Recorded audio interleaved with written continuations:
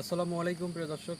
আজকে বাগানে কাজ করতেছে আর বৃষ্টি হচ্ছে, আর এই বৃষ্টির দিনে কিন্তু হচ্ছে পাম বাগানের মধ্যে যে যোগ থাকে, এই যে ঘাস দেখতে পাচ্ছেন, সেই যোগ কিন্তু বের হয়।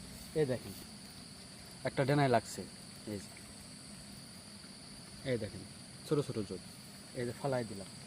আরও দেখেন এই যে পায়ের মধ্যে ঢুকছে, এই দেখুন ভাই একটু কাছে এসে দেখান, এই দেখুন দেখছেন যোগ কীভাবে গায়ের উপরে উঠতেছে। এরকম পায়ের মধ্যে অসংখ্য যোগ আছে। এই দেখুন, এটা খুলে দেখাই আপনাদেরকে।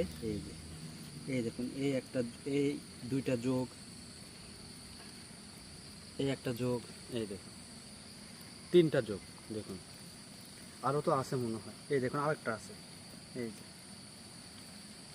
বৃষ্টি হইলে পরে এরকম যোগের মনে করেন হচ্ছে উৎপাত শুরু হয়। আর এর জন্য আমরা কাজও ঠিকঠাক মতন করতে পারি না, মানে মিনিটে মিনিটেই হচ্ছে খেয়াল রাখতে হয়, তা না হলে মনে করেন পায়ে একদম শেষ।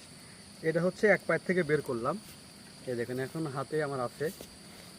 এই দেখুন এইখানে আরেকটা, এই দেখুন এখানে কত বড়, সব হচ্ছে আপনার ছোটো ছোটো যোগ। এই দেখুন সারা হাতে কিন্তু আমার যোগ।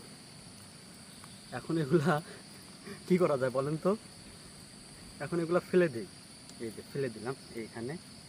এই যে নাই, আবার মনে করেন হচ্ছে কিছুক্ষণ পর আবার মনে করেন হচ্ছে পায়ের মধ্যে ধরে যাবে। তো এই হচ্ছে মনে করেন বৃষ্টির দিনে আমাদের হচ্ছে কাজের অসুবিধা, এর তোরে বৃষ্টি আর এর তোরে হচ্ছে আপনার যোগের কারণে আমরা কাজই করতে পারি না।